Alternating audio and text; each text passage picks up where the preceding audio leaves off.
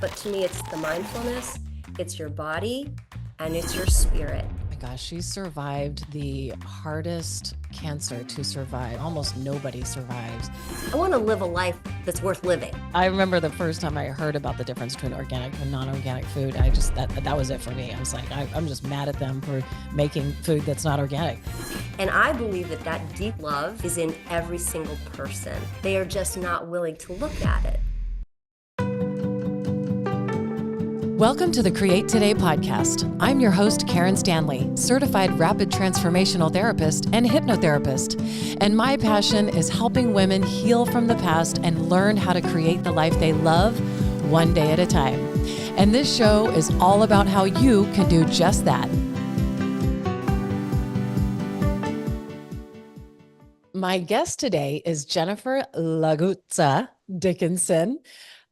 She is... My gosh, she survived the hardest cancer to survive that almost zero, you can tell us about that. Almost nobody survives. And she wrote this beautiful book called The Case for Hope. And you can see all of my Post-it notes with all of the things that I want to point out and talk about today. I'm so grateful, Jennifer. I'm so grateful that we connected through our mutual friend. What's my friend, Anne, who's your cousin, and she introduced us, and I'm so excited we can finally do this and appreciate you taking the time to be here. Thank you. Thank you for the opportunity. Yeah. First, I just want to tell people about you a little bit more. She, obviously, I said she's a cancer survivor, author. She wrote this amazing book, and which turned her into a wellness advocate, right? Yes. Through her experience fighting brain cancer, which is glioblastoma, say that 10 times fast. Yeah. She discovered many healing tools that she now shares with others, and they're so good. At the time of her diagnosis, she was an experienced transactional lawyer and popular public speaker. Now, motivated by what she learned through her health journey, she speaks to others about healing and mindfulness and spiritual growth. And we are all about that on the Create Today show, all things wellness and wholeness and healing. And a refreshing voice, willing to think differently about healing, Jennifer inspires others with her story and the tools she teaches, reminding us that we are built to heal. I love that. Born and raised in New York, Jennifer now calls Georgia home with her husband and two daughters. It's beautiful. And I can't wait to tell all of my listeners about you and what's in this book so they can go get it. But what caused you to move to Georgia? I'm just curious. I had gone to college in New York. I grew up in New York, and I just wanted a change. And I looked at a lot of different schools for law school, Mhm. and I went to, I came down to Atlanta, and I thought, wow, it's warm. It's not cold all the time, like where University of Rochester, which is pretty far up there, so it was pretty cold. And but more than the weather, I was just like, this is a totally different experience. And so I looked at all the options, and that was the one. So, Mm. and obviously I've stayed, so I love it. Yeah. I was born in Georgia, actually, not far from Atlanta. Really? Yeah, my dad was in the Air Force, so we moved all the time. Oh, Yeah, yes. lived a lot of places, but yeah, it's beautiful. My sister lives there. I just went out there to help her with the kids and a few months ago, and I love Atlanta.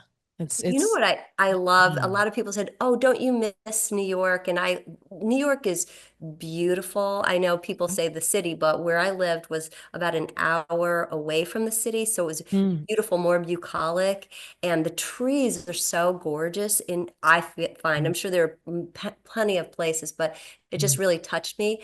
But in Georgia, they also have lots of beautiful trees, and for some reason, I really connect to mm, trees. And when I got sick, we'll talk all about that stuff. But mm, I really started to see a very intense connection to trees and even flowers and things like that. But mm. so I do like Georgia because it's not that far away, but the weather is a lot better than New York. It is. Well, I was actually blown away by the trees myself too, and how huge they are. We don't have Yeah. trees like that in Arizona. Obviously, it's a Yeah. desert. We're lucky to get a palm tree to live. It's like it's so different and beautiful. It's so green. Oh my gosh, the trees are 7 stories high everywhere you go. Yeah. It's amazing. Okay, maybe Yeah. 7 stories, but it Well, sounds better. So Jennifer, I wanted you to start with the first kind of inkling you had with a symptom. And I wasn't sure, and maybe just because I didn't retain this information, how long between the very first little, yeah. I have a symptom of, but you kind of didn't think it was a big deal. What were the symptoms like? And then how much time passed between that and when you actually went to go see the doctor? Because it seemed like quite a bit of time. Yes. So stunning. So the first thing that happened, so I was diagnosed in 2011, and Mhm. in January, like right at the beginning, Mhm. uh, that's where my first something weird, but I just thought I was like had a cold or something was going on. I was Yeah. talking to a client, and I guess I should also say at this point a preface to say that, I did have brain cancer, and so it affected my left temporal lobe, which affects Right. some memory and word remembrance, remembering Wow. words. So if I mess up, it's not that I'm like zoning out. I just can't get it, and it just happens. It's okay. It's just the deal. So I just will say that. It's just the But deal. yeah, it's just the deal. It's okay. I'm here, right? So I'm grateful. Uh, Absolutely okay. so in January, I was talking to some clients, and they're famous people, and I had sent them a referral for some other something, and I'm talking to them, and and they keep talking about, I said, well, how did it go with that other lawyer? And they said, well, who are you talking about? And most people will help you out. They'll be like, oh, you mean Bob? Or whatever. They didn't know what I was talking about. And Mm. I couldn't remember for the life of me what this lawyer's name was. And I've worked with him, I've known him for a very long time. I couldn't get it. And Mm. this little dance back and forth lasted about 4 minutes. Mm. That's not, they couldn't figure out what I was talking about. And like I said, they're famous people, so I didn't want to look stupid.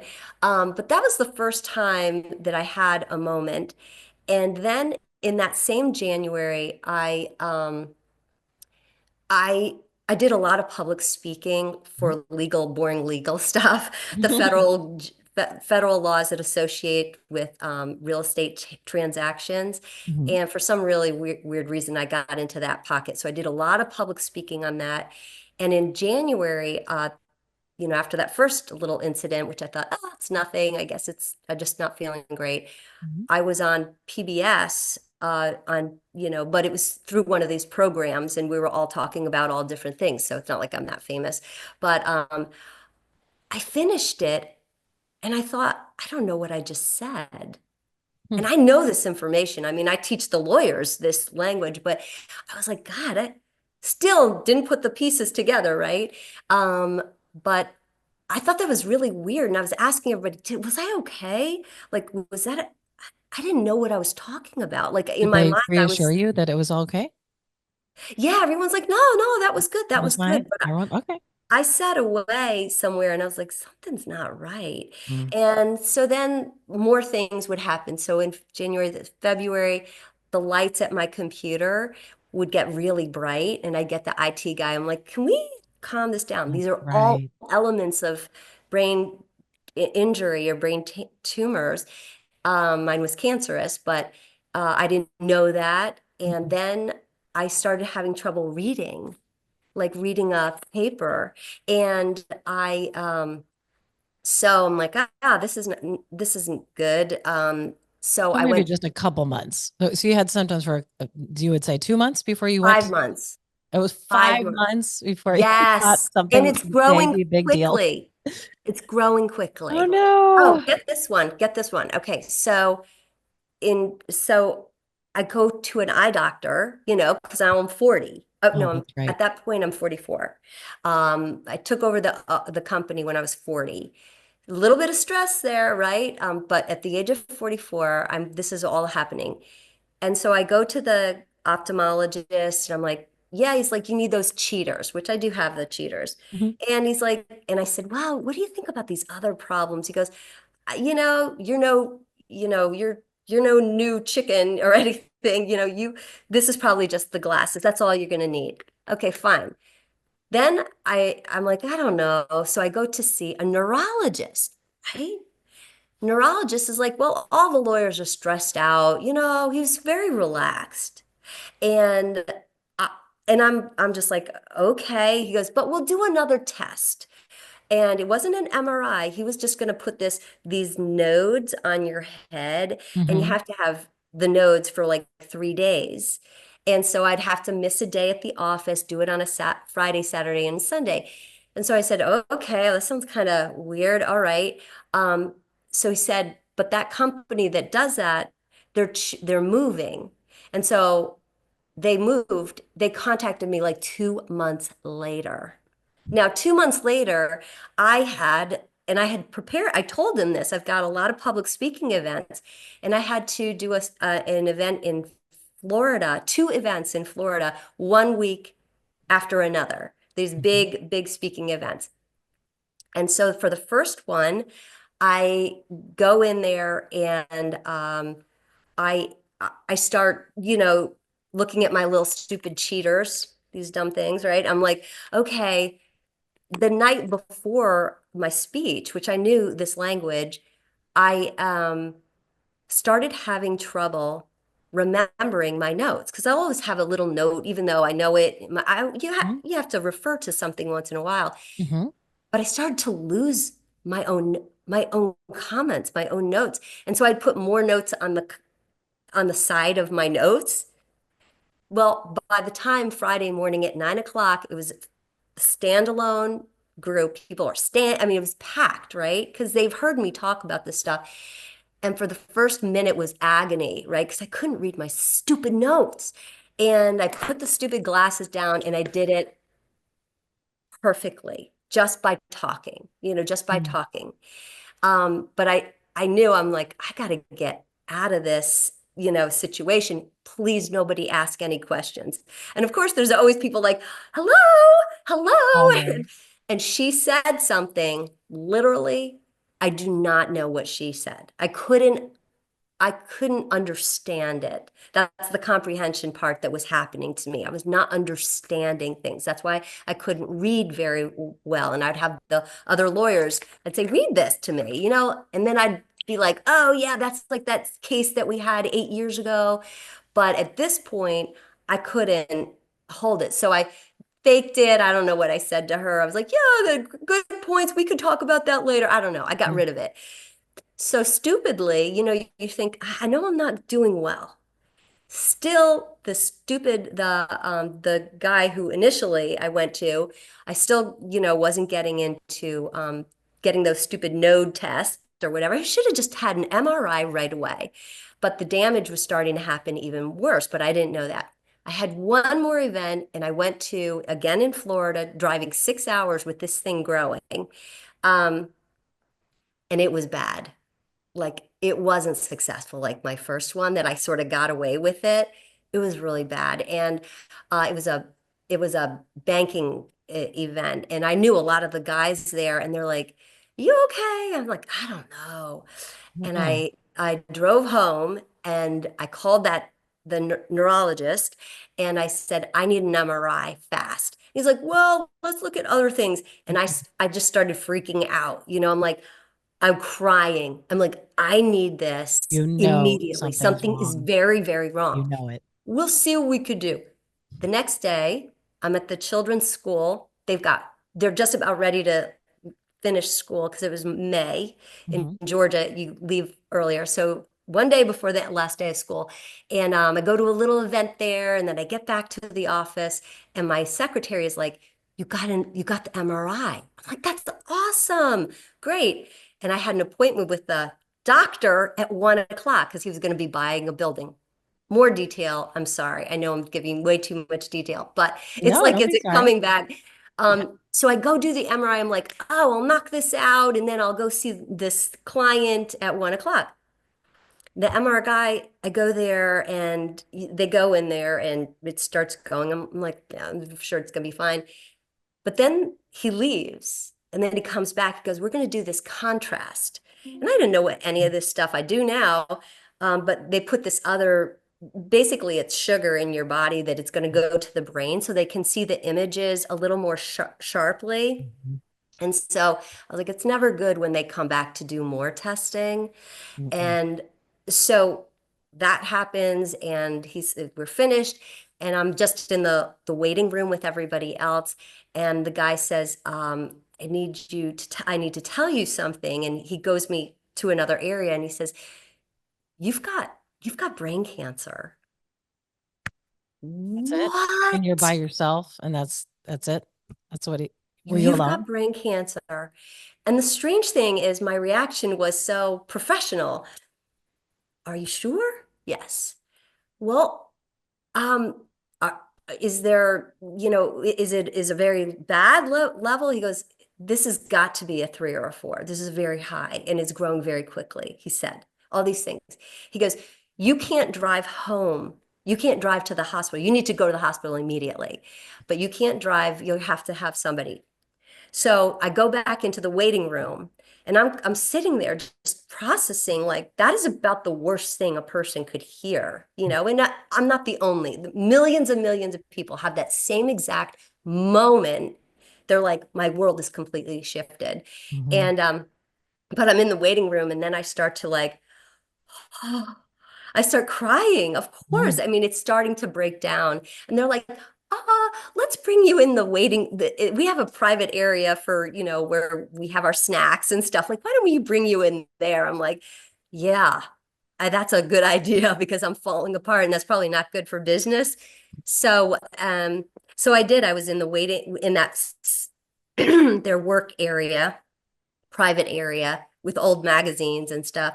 And I was just like, how does this happen? I'm a lover of life. Like, how is this possible that I'm going to the hospital. My husband's going to come take me.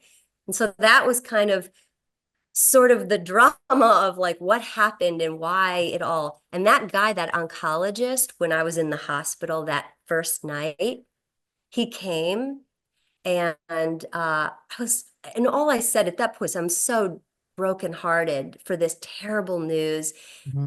And he said, and I was just like, why didn't we just get an MRI earlier?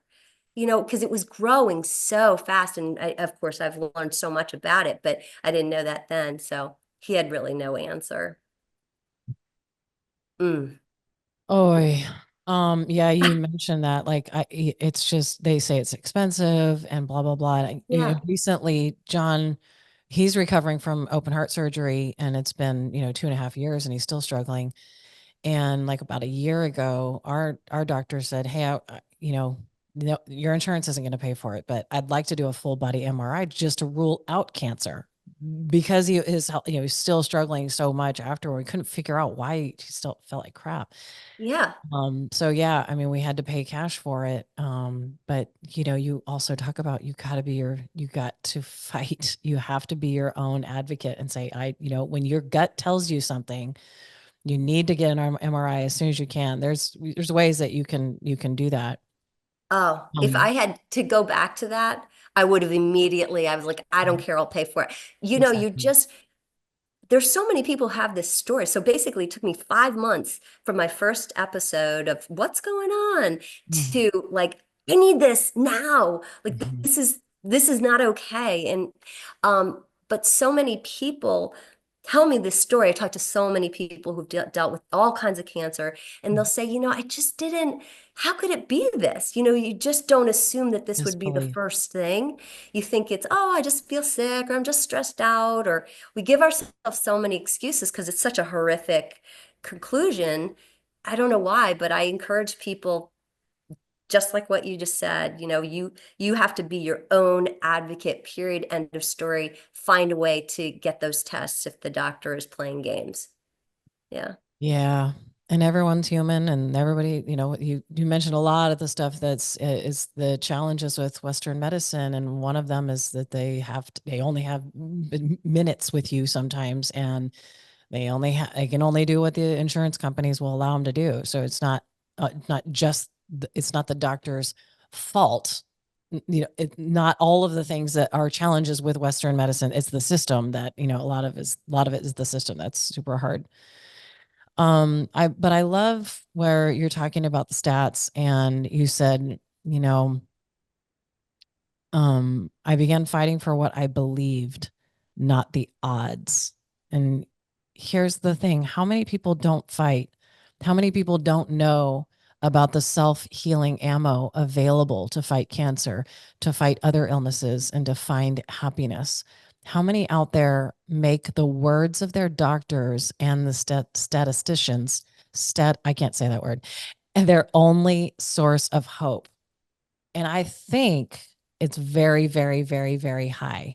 And I think what we have done is give all of our power away to somebody that has a more schooling, a bigger degree. And we need to get all of their advice. But I want you to talk about stats and the odds, because that's a really important thing when people are giving you a stat and are giving you the odds. I want you to talk more about that. Oh, when you just read that, when I wrote that the first time, I cried Hmm. because it was true. It Hmm. was so true. Yes, here's the deal.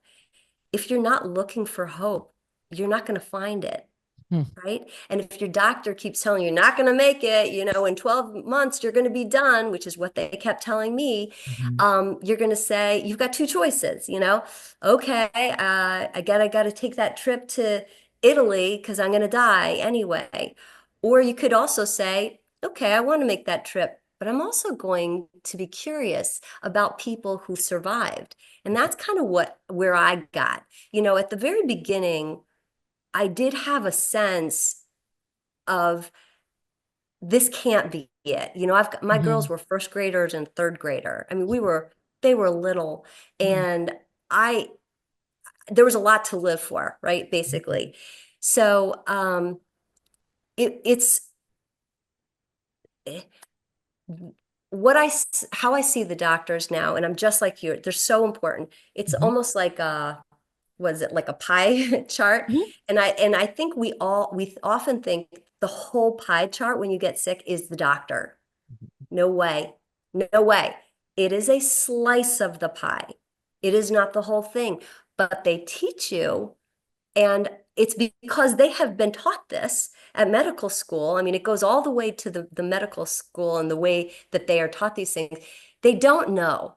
And they've broken our bodies into different little pieces. So they don't look at us as a whole person. How are you doing, Jennifer? What's your mood? What was going on before you got sick like this? What was your emotional state? How are you spiritually? How are you okay? Have you just gone through a divorce, which a lot of people get very sick after divorces, by the way, because the Sure stress do. is so high. So the pie, what I discovered is not the whole. They're one piece, but to me, it's the mindfulness, it's your body, and it's your spirit. That's the whole piece. Mhm. And I try so hard with the doctors, even my oncologist. Mhm. Uh, I use oncologist. That other doctor was a neuro, wait, Neurologist. neurologist, yes. But he's got my book. He's never read my book. So frustrating. But they just don't. I don't know. Some doctors I've heard are a little bit more, open and connected. There's but it's very frustrating to me because it's so clear that none of these things that I learned organically, I didn't read a book. There was nothing out there for me. I just one thing led to another because I was willing to say, what about hope? And I started thinking, well, if there's one person out there who beat this diagnosis, then why can't I? Just Mhm. one person, right? And then it puts you into a different trajectory, into, oh, it's so bad. This woman, she was dealing with brain cancer. She was about my same age, Hmm. and her mom was there, and she was in the house, and the husband was like, she keeps crying. The mother kept crying in the corner, like, get out. You are a toxic person in this circumstance. You have to be surrounded by supporting, loving people.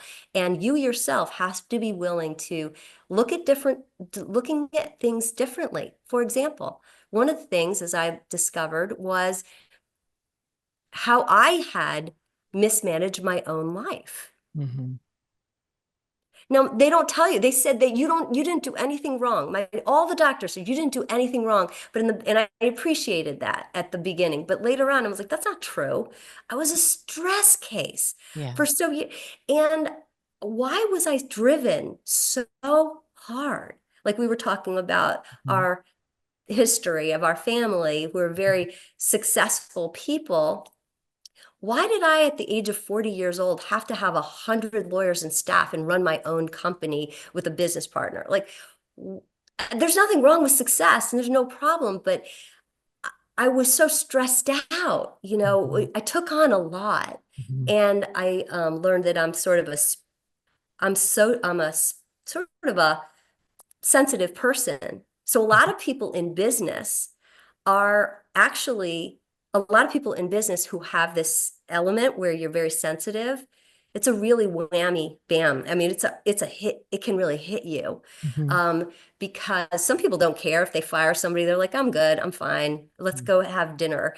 But for me, every person I had to fire, it just, so Mhm. more stress in my life. Well, So you're completely in fight or flight, for yes, one, 9,000 on the meter of 1 to 10, you're at, 50,000. And for so long. And there's no way that any human body can withstand that being in fight or flight, and that you're on your autonomic system and your cortisol levels. It's just, it puts so much stress on the body. yes. Nobody can get out of there unscathed like that for such a long period of time. But what I love about this is, so nobody's giving you hope, but also it struck me, and I always say this when someone goes to see a doctor and then they give them some stats. And I say, well, every single one of those stats that they have is a patient that's not you. Every single one in every study, they are not you.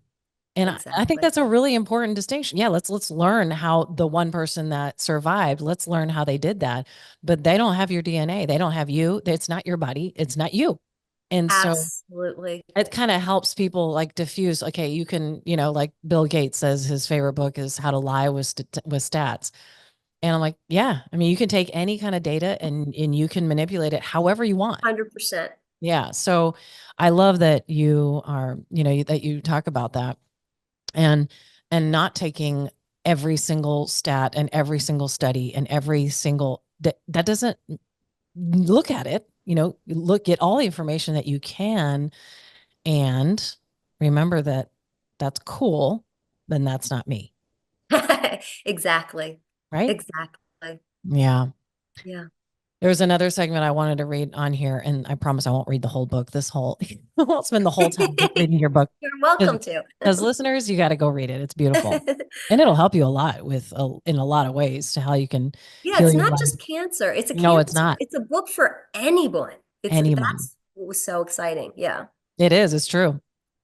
But um I believe that illness might be a result of reactions from systems in the body, mind, and spirit that have been out of balance for a long period of time. When mind, body, and spirit are not in balance, illness can result. Why can't the opposite be true? Genius. Why can't restoring balance to these systems heal us and make us well again? Hmm. Not only do I believe that it can, I'm proof of it. I also have personally met, listened to, and read countless stories of other survivors who have healed from life threatening illnesses and live healthy lives, defying the odds. There you go, the odds. And they have come to the same conclusion that I have. The sum of the parts, the three pillars, can create balance and put us back on the healing road to wellness. And I totally 100,000% Yeah. agree. And what were the steps that led up to you realizing that? So Yeah. you are in the Western medicine telling you you have got 12 months. That's it. Pack your bags, make sure you have a will, go get all your stuff on your bucket list done. What were some of the realizations or some of the gifts or some of the things that came to you that you were like, that led you to realizing that? Uh, so when I was in the hospital that first night, Mhm. my friend was my next door neighbor. Uh, he was a neurosurgeon and his Neurosurgeon, wife, which that is kind of funny. and they had just moved. They had just moved It's about a year crazy. before. It's like a God thing. Live a brain surgeon moves right next door right before you get a brain tumor. That's Right. nuts. And his wife was a nurse and Mhm. helped people with brain cancer people, Mhm. right? So she's very familiar. So she's in the hospital with me and she's hugging me and she's like, this is really bad. Like this is seriously like she's hugging me and I'm crying. I know it's bad. I know that. And but I did something that was so incredible after that. And I did not grow up with religion, so this is was so pure. And I just prayed to God and I just said, God, please let me live. And I will change all the things in my life that were not, that were not supporting me and not doing the things, help me find that way.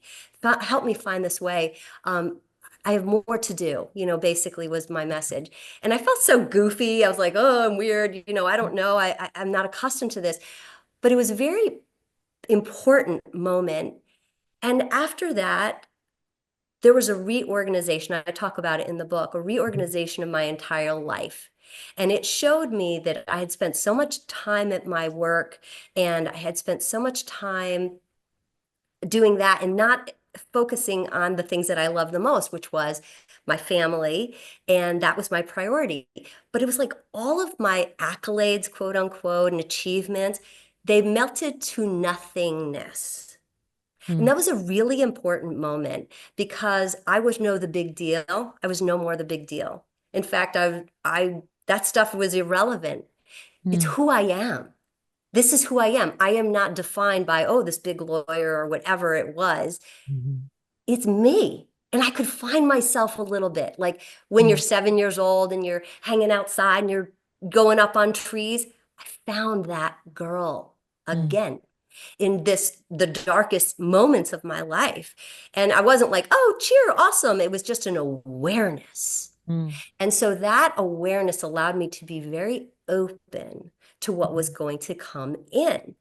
And immediately my brother and my dad and my mom started sending me wonderful books, how we can beat cancer. And my brother sent me a DVD, which is Qigong, how to do Qigong, which is an Yeah. unbelievably powerful, oh my gosh, very Mm. powerful, and a directed meditation. Okay, so those are my little tools that I had at the very Mhm. beginning. I couldn't read because of the pressure of where it was growing so fast. I Gosh, really could not read. crazy. So my husband would read or my kids would read for me. But I definitely could do those things. And I felt just doing the Qigong and the directed meditation, I would feel so well. It like belied the fact of what I was about ready to get brain surgery and have chemotherapy and radiation and all these crazy things. But these tools calmed me so down and in such a wonderful way. And now I've learned that your mind actually directs your body.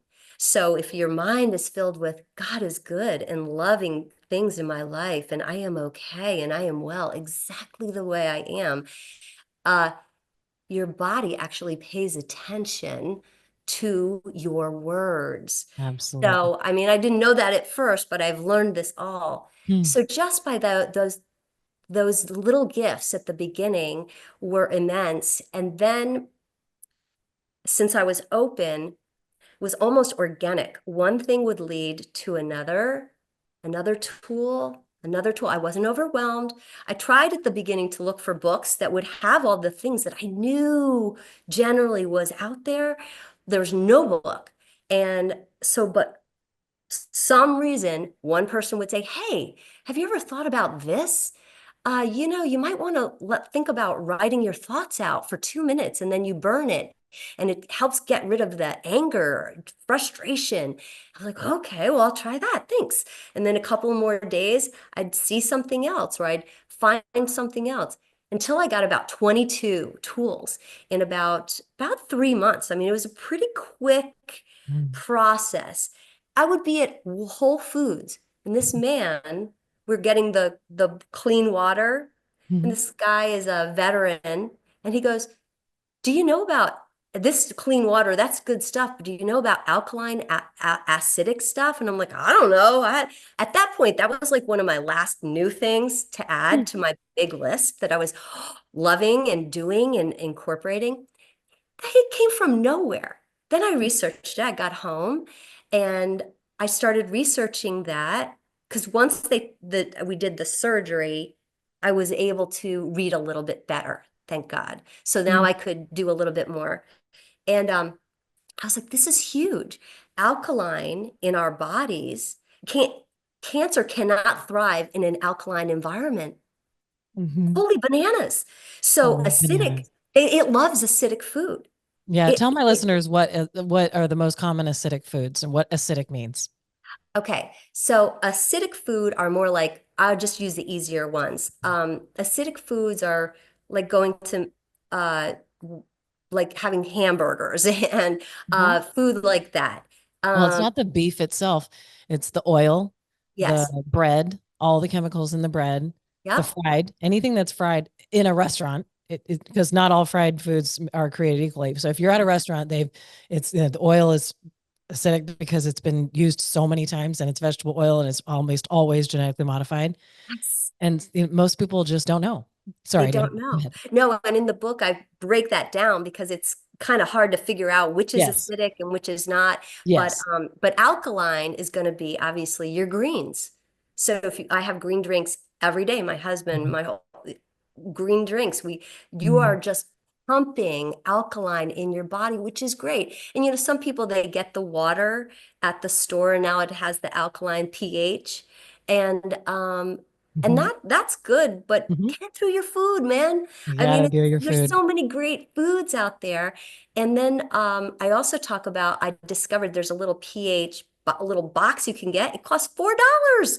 Mhm. And you can put it in your tongue and you can put it into your urine and you can measure where Mhm. you are and the color you're looking for a greenish color.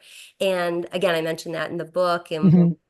um but that was like mind blowing. I know. Like why aren't the doctors telling us at least an inch of A this little stuff? bit. And that's where the pie is missing. And Mhm. that's my heart is, I mean, I'm almost 14 years out from this diagnosis. Nobody gave me a chance, right? Not nobody chance.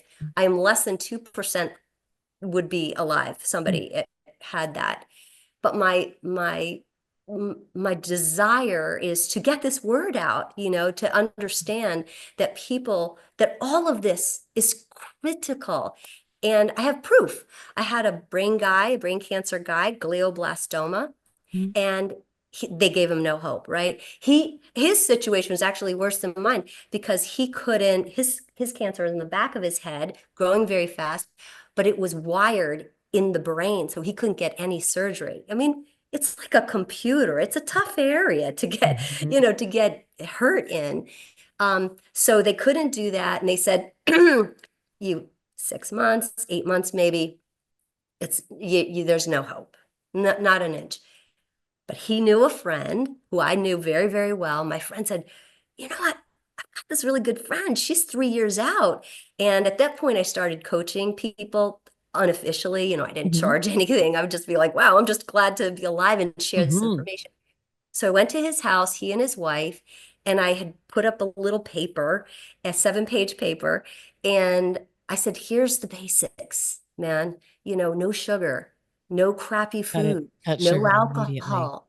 You have to flood your body with all things that are good, including no toxins, including toxic people.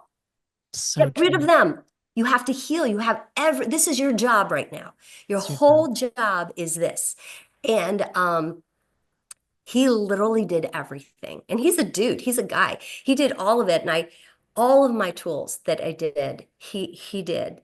And even the writing your thinking out and the meditation and spending time in nature and with your bare feet on the grass, which is also very healing. And they've done studies on everything. I didn't make up All of it. anything.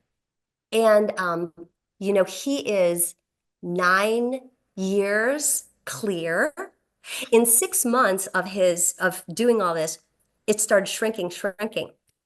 No surgery, no radiation, no chemo. It started shrinking. And then the doctor's like, well, you're lucky.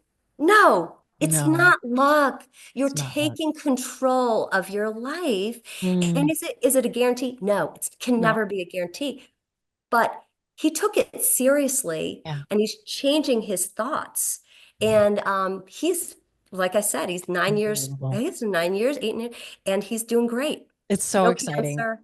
Yeah, doesn't take It's any drugs, nothing. incredible It's how incredible. how our bodies are interconnected and every cell is interconnected with each other, and then how powerful our mind is. And I Mm. know a lot of people are like, yeah, I know I need to eat right, and I know I shouldn't have sugar. Most people are waking up to, or just kind of having new awareness or recent awareness of, oh man, I didn't realize how much sugar I have, or how much processed food is bad. Like Oh, you just kind of grow up eating Fruit Loops, and now I think most people are like, ooh, yo, the list of ingredients is this long. Some of all my favorite food influencers were in DC all week last week. And I keep sharing all of their story, all of their things to the stories, because just in case, is there someone that really doesn't know, that in the UK, even right up north, just up north in Canada, the same company makes Fruit Loops with 4 ingredients, and then for the wow. United States, there are Wow. 30 ingredients. It's the same company. It's Kellogg's. I did It's not an know that. American company, and they give us all of the processed crap, and all of the food dyes and all the junk are in ours, but they are required to make cleaner ones. It doesn't have genetically modified crap. It doesn't have any food dyes. It doesn't have any formaldehyde. All that junk that we're giving our kids every single day, it's completely different in other countries. It's completely banned in dozens and dozens of countries. And so I think there's more awareness. I'm hoping, I don't know, I don't have any data, but I'm hoping that there's more awareness around normal things like sugar and genetically modified wheat. Oh, And also just food dye, and then kind of oh. what to look for, the artificial sweeteners. I think there's a lot of awareness of that. It's like, yeah, it's probably not good for us. Um, But you know what you say is that yes, I do think that there's an awareness that is starting to come in. I'd say maybe 7%, 8%. The mass, but maybe I'll give it 10% of all yeah, the I don't people. know. It's relatively small, but at least I think we've got enough of a of a Mm, s- of an opportunity. I've seen people on TV. I saw a great one where she's a fitness person. She just did a great thing. She went to the Senate and spoke about the kind of crappy food that mhm. we're using, and she was so well spoken. And I'm like, wow! And it was on TV and stuff, and I was like, okay, okay. So we have hope. But the vast majority of people who come to my little world and they have never heard of any of I this. don't know. And the sugar it's almost diabolical because people are like, oh, I don't want sugar. And I discovered they have all these other words for sugar. So Right. they don't use sugar, they use cane sugar. Well, it's still sugar, man. I mean, Mhm. it's still going to do the same high and down, like sugar Mhm. can it create more inflammation in your Mhm. body. And you go high and you're like, oh, I feel so good. And then you crash and then you want the rest of the food or the rest of the cookies or whatever. Yeah. Now I look at every ingredient and sometimes just for kicks, and I won't do it as a video. I've thought about it because I see people do videos Right. at the grocery store, but I feel like there might be liability for doing that, you know. Anyway, No, but do it. Yeah, it's huh? like it's like one of the reasons for this show. Because as I'm saying, I think I think at least recently there's more and more awareness, and the more people are speaking up about it, more and more people are sharing it on social media. But there's still, like you said, there's some millions and millions and millions and millions of people who just don't know yet, and so that's why Man. you got to share it. You got to that's why I started this show to help people, get, help their wellness and wholeness and freedom from whatever's keeping them from creating the life that they love and deserve. Right. And your health is so important. Yeah. And people will say, I like the way I was doing a speech one time and this guy, he, I was talking about healing. I was about 3 months, 3 years out. That's where I started talking more publicly. Mm, And he said, there were cookies there at the event. And he goes, well, you got to live a life and, and have a balance. He said, I want to live a life that's worth living. Basically, it was his answer. And I'm going to eat those cookies. And he marched right down. And I was like, ah! And he walked right down. He grabbed a bunch of the cookies and he started eating them. I was like, okay. I said, look, that's a choice too. hmm That is a choice. But if your choice is to say, I'm going to throw everything I have at this, then those cookies are not your friends. They're too big They're of a not your risk. friends. Well, These other things are your friends. and I see what he's saying. I do agree with that sentiment where you can also make yourself crazy if you look at every single thing as everything with fear. And I'm not going to ever, ever, ever, ever eat a cookie for the rest of my That's life. too I'm like, much. you Yeah. don't need to do that, actually. I mean, unless you have an active cancer and an active tumor that you need to shrink. Yeah, you need to not touch it for, a year or whatever. Yeah. But I mean, there is a place for it. If your everything else is in mostly imbalanced, then one cookie will be fine. It won't hurt your health at Sure. all. If And so, you can because I've stop always after kind of one gone back cookie. and forth from being Right. super insane and just and like a psychopath about every ingredient my kids are eating and everything. And I did dye-free, gluten-free way before it was cool. Like it was a nightmare because 20 years ago there was no such thing as any gluten-free restaurants. It didn't even exist. There was one, PF Chang's. It was the first restaurant to actually have this little teeny thing where there were like four things that you could get that were gluten-free. Now it's way easier, but I was doing dye free, but but that you can also create a very frenetic, very fearful, very high, imbalance of your nervous system about everything, if about food. And Yes. so I've had to come back down and turn the knob down on that, calm that crazy. And so Agree. you can go all the way to the this side of it also can create stress and fear and nervous system dysregulation if you're When too worried about every single thing. when I So I get started that. to when I started to realize what you just said, Yeah, um, I was like cleaned everything. I cleaned my yeah, pantry when I got so sick. I I did too. cleaned everything up. And then, so it was clean, clean everywhere. And then we were at a neighbor's event, and my daughter was there, and there was a big bag of like Totito, not, no, the really bad one that's Those every, Takis, yeah, something like that. Takis, yeah. She's just chowing down. She's just chowing, and I've never seen my daughter do this. She's chowing down. And I was like, I need to put some of that crap I in my know, house, I know. because I don't It's want them to okay. have a unnatural feeling about food and get I know. crazy, like you just said so Yeah. perfectly. I And completely failed too. I mean, I shoved it down my kids' throat way too much their whole lives. And they're like, shut up, mom. We're going to Chick-fil-A and you can't tell me what to do. Now I can drive myself there. I'm like, oh, I I didn't mean know. to do way overboard. But at least they know. I mean, they Okay. really know how to eat healthy, even though they choose not to. It's okay. They're fine Exactly. and healthy, thank God. Yes. Okay, quick question. When you said you cleaned out everything, did you take all of the food in your pantry to the food bank? That's what I did. Well, you know what was so strict? I know. Unfortunately, you're a better soul than Oh me no, because no, anything that just wasn't already opened. Of course, a lot of open stuff that I just threw away, but I'll be honest, when I did that purging, Mhm. I was shocked how old some of the stuff was. Like, what? Crap in our pantry. We just actually weren't going to What? eat it anyway. So I did just throw it away. Probably I expired. Yeah. I should have done that at a pantry, but Oh no. no, that's okay. I remember the first time I heard about the difference between organic and non-organic food. I just that was it for me. I was like, I'm just mad at them for making food that's not organic. It just really pissed me off. And my daughter, I was pregnant with my daughter. She's 19 now. So 20 years ago, I did exactly what you did. I went through, I got rid of every single thing in my pantry. And it was funny because my husband at the time, he used to take heartburn medicine every day as since I knew him. And as soon as I did that and I just replaced everything with the organic and his heartburn went away, he didn't need medicine ever again. It's Wow. crazy. So just even things like that you can solve with food.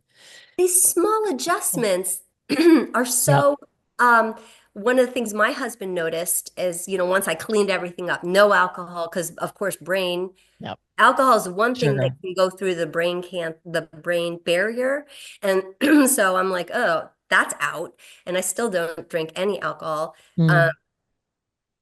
except on my birthday. I will have some champagne. We'll I have a will have glass some of French champagne. champagne. Yay. Um, but There you go. And, And there and you it's fine. go. You can That's do the it. balance. But he said to me, one of the nights, he goes, Jennifer, you always used to sneeze every night and every morning, like a lot. And she goes, now that you're not, he goes, not that you're not drinking any alcohol, you never wake up, blowing your nose in the morning or night ever. And I was like, wow, that was an inflammation thing for me. And not everybody, some people will not have these problems. Wheat is not my friend, even if it's whole Mm. wheat. It's Mm-mm. not my friend, and it's fine for other people. That's great. Get the best quality that you can get, Mhm. but it blows me up. I have a sensitivity, and you start being like be your own scientist, and Yeah. that's early on. That's where I started to pay attention. Like I love it. I can learn things. I don't have to go to the doctor to tell me how I feel. They don't even care. But I can sit down quietly outside. I can breathe in Mm. and breathe out and ask myself some questions. How are you feeling today? What do So I want to be beautiful. feeling like It's today? so smart too. What are a few little steps I can do today to get Yes. where I want to go? Yes. It's a new way And of I thinking. also, yes, it's a totally new way of thinking to be curious and to gather. I just wrote about this. I just wrote a blog about consistency because sometimes we resist things that are too rigid and too strict. And I don't want to do it. And I don't want anybody to tell me what to do. And I had to shift in my brain where actually, consistency is the best way to just gather data on yourself because you wouldn't know that, eliminating alcohol would help your sinuses, clear your sinuses. You wouldn't know unless you did it long enough to see the difference. And then you have to have the Yes. awareness of what is different. And what I've noticed, I just said this on my show. So sorry, it's going to be back to back. I'm saying the same thing. I just noticed recently that because I'm almost all, alcohol free too. I'll have a little bit, here and there, but in general, and I've noticed that when I do have drinks, if I do have 2 glasses of wine, I won't sleep through the night. So it's not menopause, it's not by age, it's not night sweats, it's not any of that shit. It was alcohol. And if I drink something, I will always wake up in the middle of the night and I'll be kind of hot and I'll have to go to the bathroom and keep me a while to go back to sleep. And if I don't, like last night, I slept 9 Wow. hours straight. I mean, I Wow. don't even move. I don't wake up at all. And I Wow. sleep all through the night. That's how powerful 2 glasses of wine disrupts my skin. That's how it disrupts my body. So Wow. I know. I'm So like, oh, yeah, being your own scientist, get our you've data on yourself. ex yeah, you've put some Just, information and that kind of yes. knocks me down. Yeah. You're like, That's oh, good okay. information. I And still might have a mimosa on Sunday for brunch or whatever. But if I do that actually and during the day, if I have a mimosa at brunch, I don't have any problem at night. But I have that same mimosa at night or a glass of champagne at night. I won't sleep through the night. It's so it's you're funny just because gathering data on you because we're all unique. yes, and Yeah, it's beautiful. It's it's wonderful to great. make those It's connections. incredible. Yeah. Then you can tell exactly what's best for you. And then, guys, we could talk about this all day long, but obviously we can't. There's so many amazing realizations, tools, and strategies to help you feel better, heal your body that we are absolutely designed to do. And I want to, because we only have a few minutes left, I want to go to the letting go, and how important the you mentioned it before is I totally agree.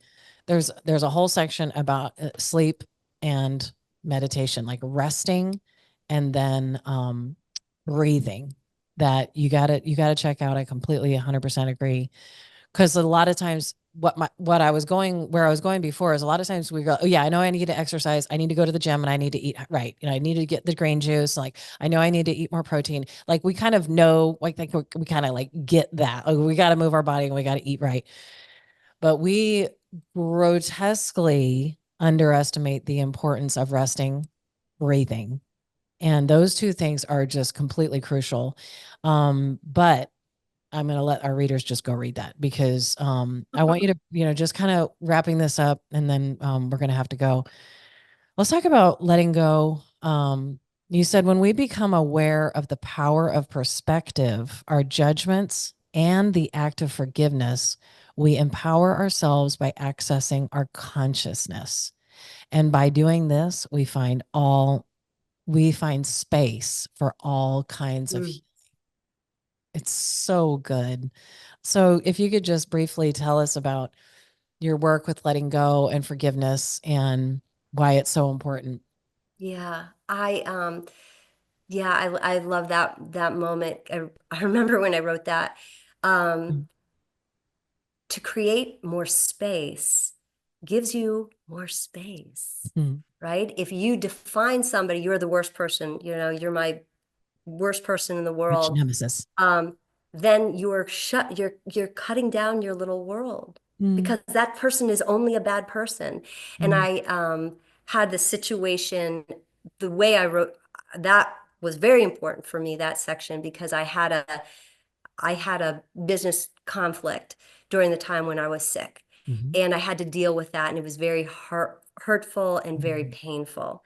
And I was very angry, but I was fighting for my life, right? And so I obviously was so angry at the beginning, but ultimately I knew forgiveness was an important thing. I knew it, and I'd work on it. Oh, I'm trying.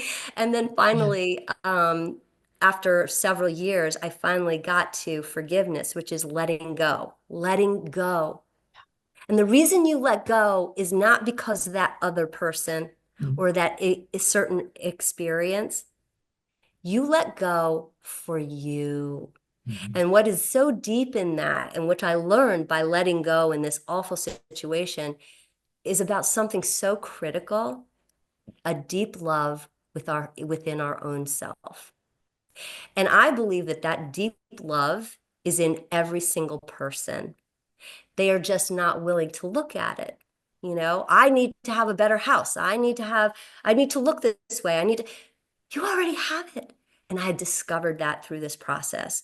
mm, And the forgiveness was a loving gift for myself. mhm. It's You know, beautiful. it's pretty big. And And some people just don't know how, actually. And I would say that's one of the beautiful gifts of hypnosis, which is very similar to meditation. And you talked about meditation, how important it is it allows you to find the things that are stuck, because some things are in our subconscious that are actually not in our conscious. So you had something specifically going on that was in your conscious, and it was a fight, and it was a battle, and it was, it's like something that was in your face every day. But sometimes we have things that are locked away actually in the subconscious that we may not be aware of. And so these meditations, the qigong you talk about, and hypnosis, is one of the ways that you can discover what is locked in there that maybe you don't really know about, and you can yes, release it. And releasing those emotions are so crucial. I love that you do that. I Me love that too. in So you have fun. the skill to do that because I know I've never had that, but I know it would be so effective Is because you're almost changing your brain waves. You are You changing your are brain waves. changing your So you're brainwave. more open to things. And I had a coach who sort of came in at some point, and there were underlying beliefs that I had that I hadn't challenged for my whole entire life. And it was very important for me to get to healing. I mean, I'm trying to heal this thing, right? I'm not trying to just, trying Yeah. to have a better day. I'm trying to beat this. Yes. And that means everything. And some of those limiting thinking that I Mhm. had, because when you're 5, you don't you accept it and you chew it in and it's yours, right? Yep. And through what you do and what I learned also in my Mhm. process is that you start to put the light on that. Oh, really? Wait, do you like that? No, I don't like that. I don't, that doesn't Is that fit with me actually true? anymore. Yeah.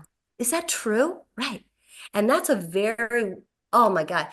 If I could teach everybody this piece, everybody just wants to the food and the exercise. I mean, dudes, that is the base level, right? That's where we start. Mhm. But this other higher level, the mindfulness and Yeah. asking questions of yourself, and then the spiritual question, like, what is my spirit? Who am I? Yes. And I tell you, I promise to you, each one of you, you are deeply loved. You are Yeah. deeply loved. It's in you already.